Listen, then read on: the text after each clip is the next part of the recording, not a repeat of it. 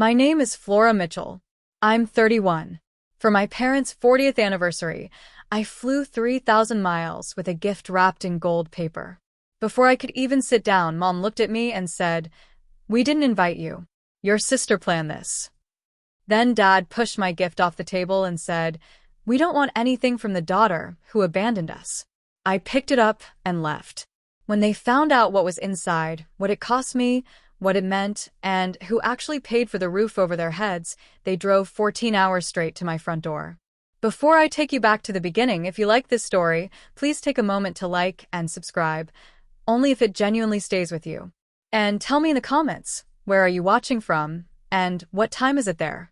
Now, let me take you back 5 years to the day I found out my parents were about to lose their house. I grew up in Hardin, Ohio. Population 4,000, give or take a few, who wandered off and never came back.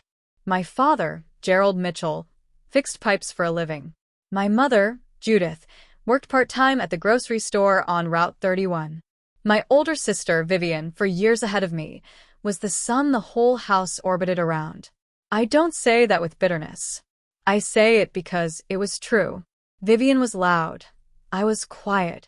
She told stories at dinner while I cleared the plates. She brought home report cards with speeches attached. I brought home the same grades and left them on the counter. Dad would hold up Vivian's and say, "That's my girl." Mine stayed on the counter until Mom filed them away. Dad had this thing he used to say at family barbecues. He'd point his beer at Vivian, then at me, and go, "Vivian got the brains.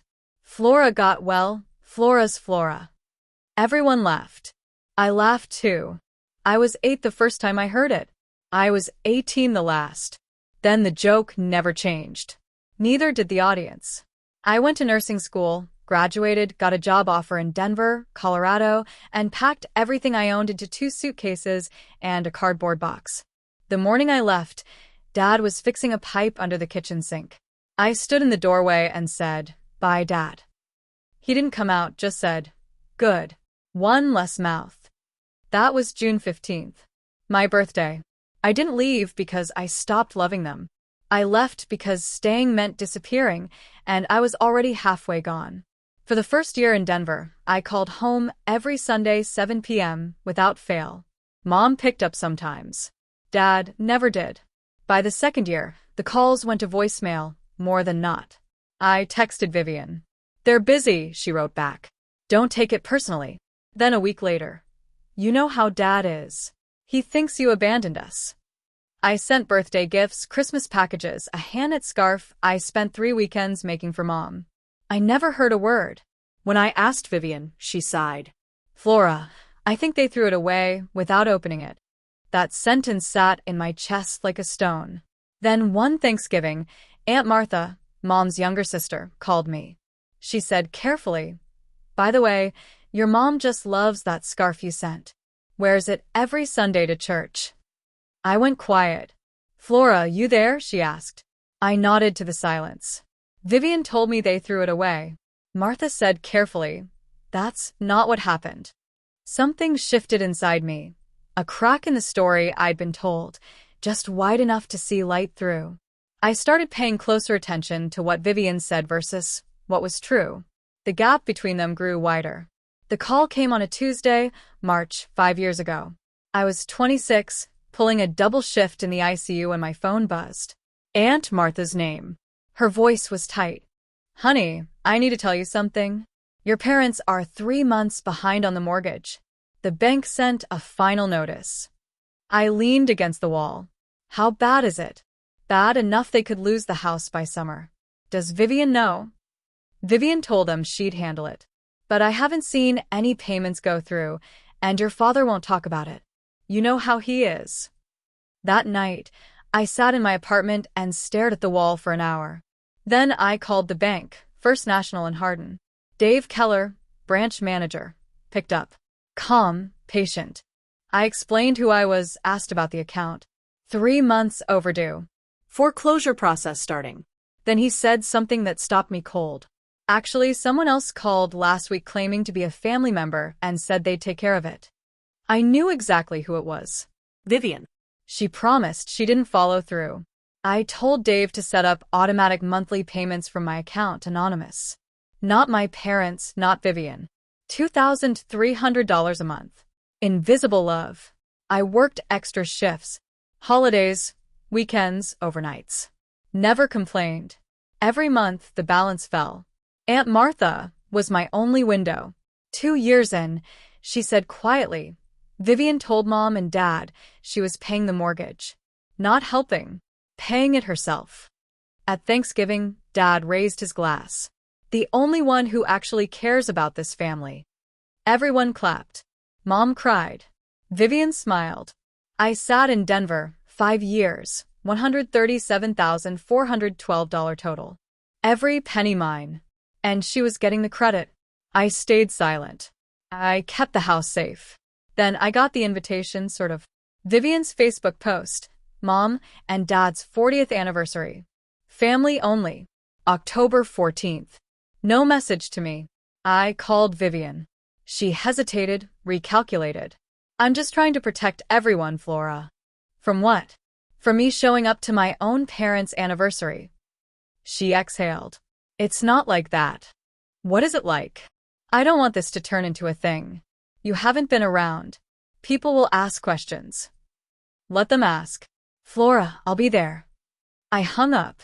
5 years of silence. And my sister was still deciding whether I existed. That night, Tommy rolled over. You're going, aren't you? Yeah. Good. What are you bringing? I thought 1 second. The truth. You don't get to erase me from my own family, Vivian. Not anymore. The next morning, I called Dave Keller. I need the original mortgage satisfaction certificate and full statement of all payments made over 5 years, every transaction, every date. Notarized. A week later, a thick envelope arrived. Certificate. 60 pages of transaction records. My name on every one. I wrote a letter. 1 page, handwritten. For tries not to cry. Then I sealed it. I put everything in a sturdy box, wrapped in gold paper. Mom and Dad's wedding color. Tommy drove me to the airport. Whatever happens, you already did the right thing. 5 years of the right thing. I kissed him and walked inside. 3 hours, 12 minutes later, landed in Columbus. Car rental. Gray sedan. Highway East. Flat, Green, Ohio. Maple Drive.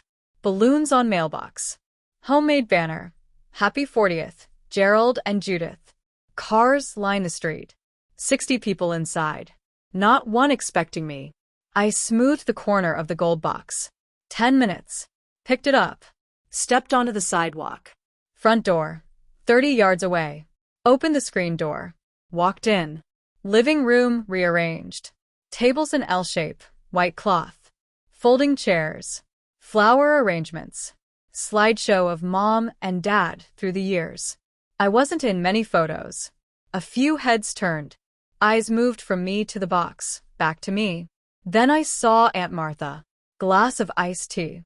Her hand froze. Eyes dropped to the box, then widened. She knew. 5 years of secret-keeping passed in a single glance. I nodded. She pressed her lips together. Then she nodded back. Just once, firm. Behind me, the screen door creaked shut. In front of me, the murmur of the room rebuilt itself, quieter now, carrying a new frequency under the low hum of something unexpected. People were watching, and I hadn't even said a word yet. Vivian was mid-sentence when she saw me. She had been standing at the head of the table, champagne glass in hand, giving what sounded like the tail end of a toast. And I'm so grateful I could give back to you both, especially with the house. Everything I've done, I did out of love. Applause. A few raised glasses. Dad nodded from his chair, like a king receiving tribute. Then Vivian's eyes drifted past the crowd and landed on me. The change was instant, not dramatic, just a flicker, a tightening around her mouth. Then the smile returned, wider, warmer, rehearsed. She stepped closer, leaned in, and whispered, "What are you doing here?" "I told you, Dad doesn't want you here," she added. "I came to give Mom and Dad their gift," I said. My voice even. My hands were not. Vivian glanced at the gold box. "What is that?"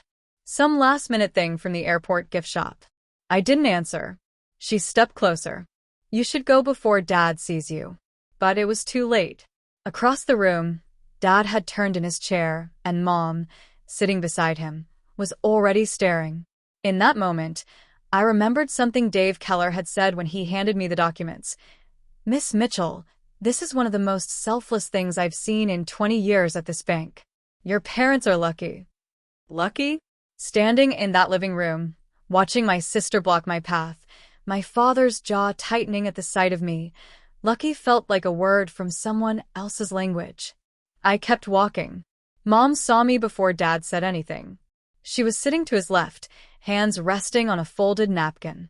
Our eyes met. Surprise, maybe relief, maybe guilt. Half a second. Gone. The room was quieter. People were watching now the way they do when they can feel something about to happen. Flora, Mom said. Small. We didn't invite you. Your sister planned this. 60 people heard it. I could feel every single pair of eyes land on me. I know, I said. I came anyway. I have something for you and Dad. Mom looked at Dad. Dad looked at me. Stone. His mouth flat, eyes narrow, arms folded across his pressed Sunday shirt like a gate swinging shut. He didn't say anything, his body said everything. Vivian moved closer. Aunt Martha hadn't moved, but I could feel her watching me like a lighthouse watching a boat in bad water. I took another step forward. The gold box felt heavier than in the car. I didn't come to cause trouble, I said. I came because it's your 40th anniversary, and I'm your daughter. Dad's eyes dropped to the box. Jaw tightened. I set it on the table, between the flower arrangement and the anniversary cake. The wrapping caught the overhead light and flashed like something precious. Dad reached out and pushed it. Not gently, a flat palm shove. The box slid across the tablecloth, off the edge, hitting the floor with a dull thud. One corner of the gold paper tore. The room gasped, not loudly, more like 60 people inhaling at once. We don't want any cheap thing from you, Dad's voice boomed. You show up when you feel like it, disappear for years, and think a box fixes everything? I didn't move. He pointed at Vivian. Your sister's been here. Vivian paid for this house. She planned this party. She showed up. Where were you? Vivian stood behind him, arms crossed, chin lifted. Her face said it all. Careful, practiced, someone who'd already won. A few guests shifted. Mrs. Patterson looked at her else she showed up. Where were you? Vivian stood behind him, arms crossed, chin lifted. Her face said it all. Careful, practiced, someone who'd already won. A few guests shifted. Mrs. Patterson looked at her lap. Uncle Ray set down his fork. Cousin Bobby stepped back. I looked at my father. Eyes burning. Throat tight. Voice steady. I bent down, picked up the box. Torn corner, hanging loose. Smoothed it back. The whole room watched. I didn't come here to beg, I said. I came to give you something I spent 5 years working for, but I won't stand here and be humiliated for loving you. Nobody moved. I walked past the folding chairs, past the slideshow, past Uncle Ray and Mrs. Patterson. Aunt Martha caught my arm near the front door. Not hard, just enough to stop me. Her eyes fierce. Leave it with me, she whispered. Trust me. I placed the gold box in her hands and walked out into the October air. I didn't look back, but I heard Mom whisper my name once, very softly. Driving away, I asked myself, why did I keep hoping? 5 years paying their mortgage, and what did I get? A box shoved off a table and a door closed behind me. Martha told me every detail later. The party tried to recover. Vivian clapped. Okay, everyone, let's not let this ruin Mom and Dad's night. Who wants cake? Music kept playing, but Martha stood near the door, holding my gold box, watching, AP. Uncle Ray set down his fork. Cousin Bobby stepped back. I looked at my father. Eyes burning. Throat tight. Voice steady. I bent down, picked up the box. Torn corner, hanging loose. Smooth it back. The whole room watched. I didn't come here to beg, I said. I came to give you something I spent 5 years working for, but I won't stand here and be humiliated for loving you." Nobody moved. I walked past the folding chairs, past the slideshow, past Uncle Ray and Mrs. Patterson. Aunt Martha caught my arm near the front door. Not hard, just enough to stop me. Her eyes fierce. "Leave it with me," she whispered. "Trust me." I placed the gold box in her hands and walked out into the October air. I didn't look back, but I heard Mom whisper my name once, very softly. Driving away, I asked myself, why did I keep hoping? 5 years paying their mortgage, and what did I get? A box shoved off a table and a door closed behind me. Martha told me every detail later. The party tried to recover. Vivian clapped. "Okay, everyone, let's not let this ruin Mom and Dad's night. Who wants cake?" Music kept playing, but Martha stood near the door, holding my gold box, watching. 5 years of someone else's lie in her hands. She walked to the center of the room. "Before anyone touches that cake, there's something you all need to see." "Gerald, stay out of this," Vivian said. "No." "This is exactly the time," Martha replied. The room went still, like the air had stopped moving. Martha opened the box. Inside, the manila envelope from First National Bank, the sealed letter. She held up the bank envelope for everyone to see. "Mortgage satisfaction for 1427 Maple Drive, Hardin, Ohio. Paid in full. Payoff completed by Flora Rose Mitchell. Total paid $137,412. Silence. 60 people understood all at once. Martha fanned through the 60 pages of bank statements. 5 years of payments, she said. $2,300 every month from Flora's account in Denver. Her name. Her money. Every single line. Someone whispered, "Oh my God." Mrs. Patterson covered her mouth. Uncle Ray pushed back his chair. Cousin Bobby stared at Vivian. Gerald gripped his chair, shaking. Mom pressed her palms to her face, shoulders moving before any sound. Then the sound came, a kind of crying that doesn't care who hears it. Martha looked at Gerald. "This is what was inside that cheap thing you just threw on the floor. The 5 years, $137,000, from the daughter you said didn't care." Gerald turned to Vivian, his voice flat, dangerously flat. "You told me you were paying the mortgage." Vivian's face went white. I helped. I contributed." Martha didn't flinch. "Really?" Dave Keller confirmed every payment came from one account. Flora's. "Not a dollar from you, Vivian." Vivian opened her mouth. Closed it. Opened it again. Nothing. The room felt like a tide. Reversing. No one defended her. Silence total. Martha reached into the box one more time. "One more thing," she said. "White envelope, my handwriting. Mom and Dad." Martha read it aloud slowly. "Mom and Dad, I know you think I left because I didn't care. But I left so I could take care of you from where I was strong enough to. This house is yours. It always was. I just made sure nobody could take it away. I love you. I always have. Even when you didn't see me." The room was wrecked. Mom touched the letter like it was me. Gerald ran his finger down the bank statements. My name repeated 60 times like a heartbeat he'd been too deaf to hear. Vivian had gone. Slipped out the back door without a word. Gerald pulled out his phone, called me. Voicemail. Called again. Voicemail. "Mom dialed me." Voicemail. Martha said, "She's probably on her way to the airport. She flew 3,000 miles for you, Gerald, and you didn't even let her sit down." The guests began leaving. Old Mr. Holloway, the neighbor, put his hand on Gerald's shoulder. "I always thought Flora was the quiet one. Turns out quiet doesn't mean gone." After everyone left, it was just Gerald and Judith at the table. Paper plates, cold food, banners swaying, and a letter from a daughter they hadn't spoken to in years, open between them. 3 hours. Judith didn't move the letter. Gerald read every bank statement. 60 entries. My name repeating like a heartbeat finally heard. At midnight, Gerald finally spoke. "I pushed it off the table, Judy. I pushed my own daughter's heart off the table."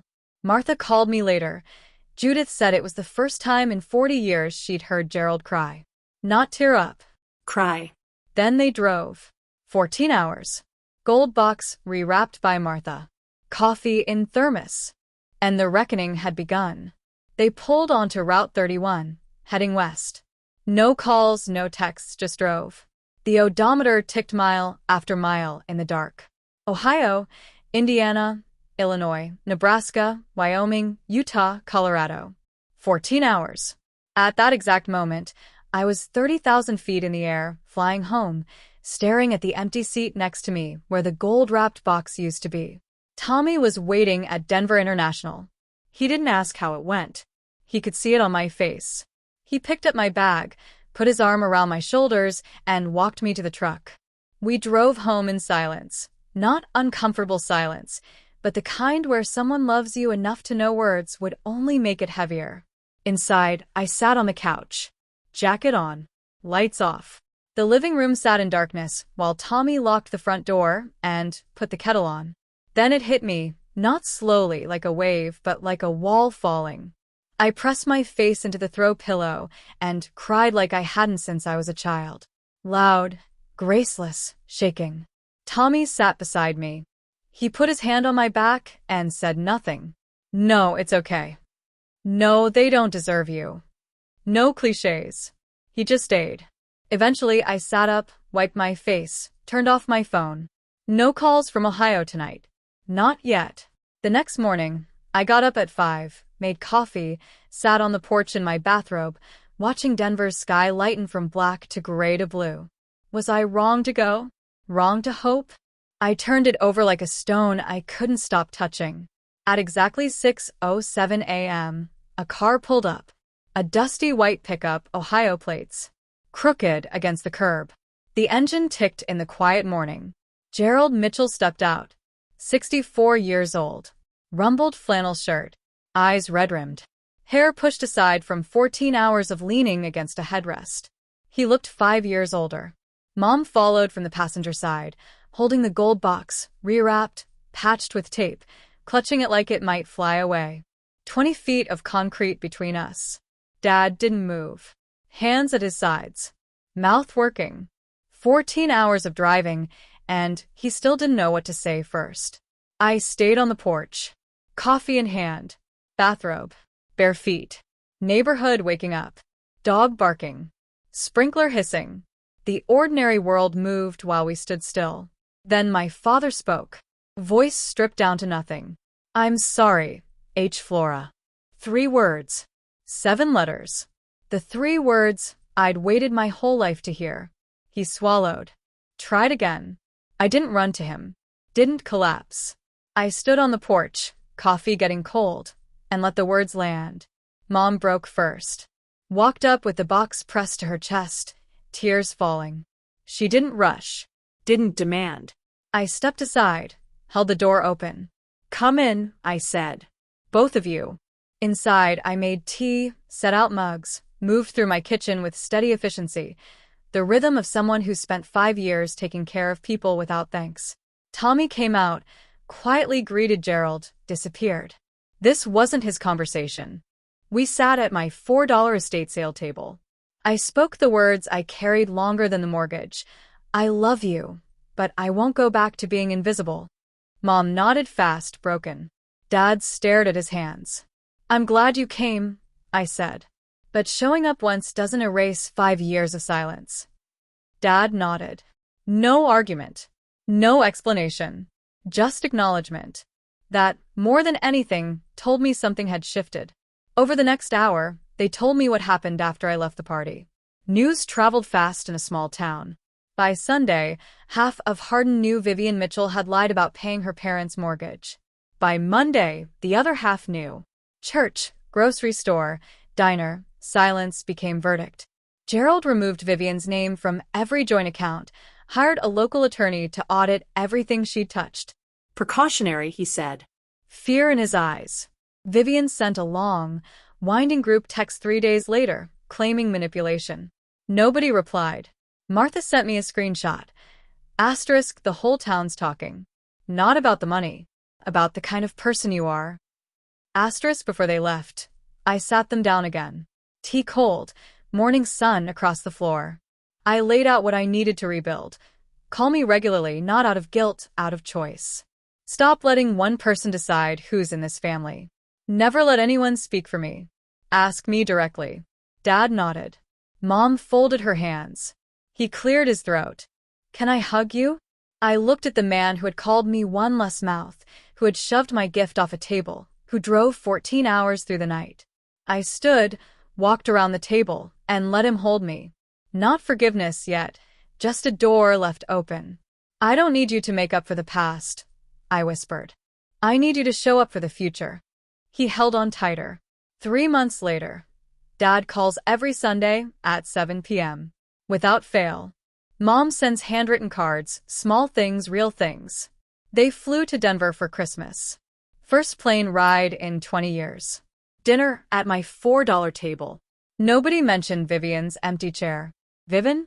People ask. I didn't cut her off. I just stopped chasing. If she wants in, she knows where to find me. But she doesn't rewrite my story. I went back to work at the hospital. Clocked in. Checked vitals. Changed IVs. The world didn't pause because my family finally saw me. It just kept going. Tommy asked, washing dishes one evening, same spot, same question. I set a plate on the rack. Same rack, same plate, same life, but different every month. Was it worth 5 years? Absolutely. Not money, not gifts. Refusing to disappear one. And when I tell this story, I still wonder, should I have told the truth sooner? Called my parents 5 years ago? Or was keeping it quiet the right call? I've gone back and forth 100 times. No clean answer. Let me know in the comments what you would have done differently. That's my story.